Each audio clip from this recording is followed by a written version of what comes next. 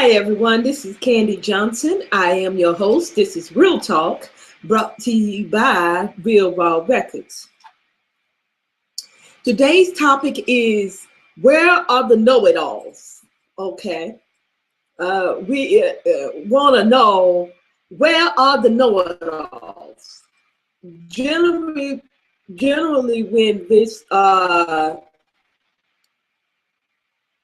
statement is used, know-it-all, people are usually saying it to be sarcastic and insulting of someone who seem to have the answers to everything. I don't understand myself why or how and at what point in our society did knowing things become an insult. But that's the way it is, all right? Now, I don't think people give things much thought before they say them or before they incorporate certain sayings or wordings in their conversation. And what I mean by incorporate things into their conversation, for example, people have used the word know-it-all or using that as a derogatory term. Now, if they were using that term in a derogatory manner and they were referring to someone who isn't pretending like they know what they're talking about, and I have come across a lot of those type of people. Generally, they are very unknowledgeable people. But the problem I'm having with the term know-it-all being used towards a person that's knowledgeable is that, is it supposed to be a good thing to be dumb? I don't understand that. Is it supposed to be a bad thing to know things, to be wise?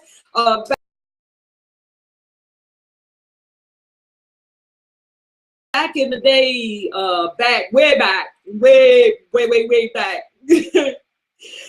during the day when we looked up to people who were wise, and we looked at them for guidance, and we looked to them to know it all.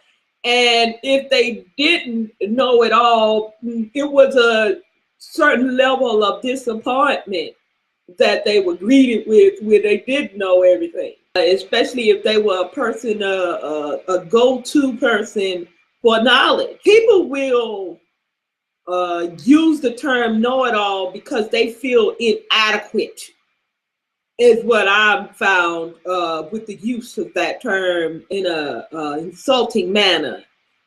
And instead of them giving a person their props, as we say in the Black culture, or instead of giving that person their just due credit for having a variety of knowledge or wisdom or being intellectually competent, people will try to talk down upon another person. It's become a common thing to be a hater.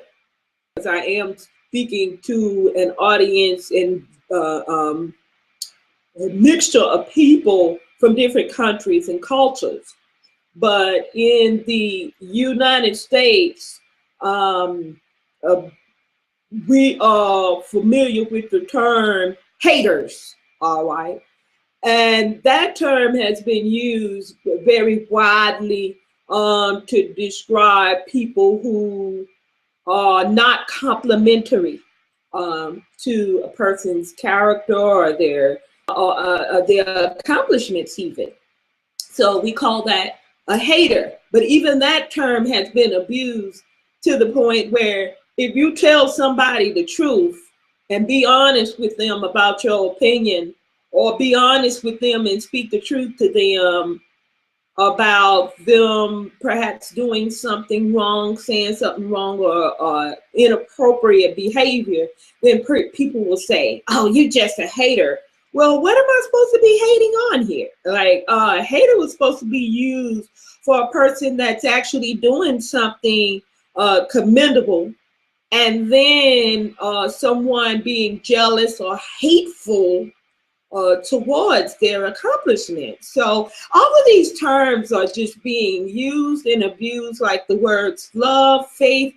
We've discussed that in previous broadcasts, how people just abuse terms, okay, and just abuse. This is word abuse. Who's gonna start a movement to vindicate the abuse of words and phrases? Know-it-all is one of those terms that have been completely and totally abused. People that seek out knowledge but have no wisdom, they just know a bunch of things and they're useless for application, meaning they know a whole bunch of things, but they ain't doing nothing with the knowledge. I'm not interested. I'm not interested. I love wisdom. Wisdom is applicable knowledge, okay? It's knowledge guided by understanding, okay? Sometimes I will come across people that are very knowledgeable about things, but they have no clue of how to make use of that information.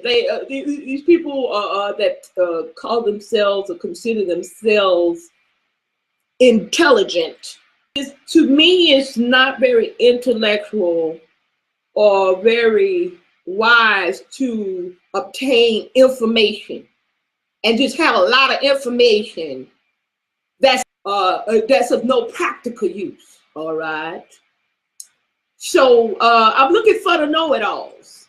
Not very many people would probably be interested in know-it-alls. And that's because people have gotten a negative mindset about what a know-it-all is.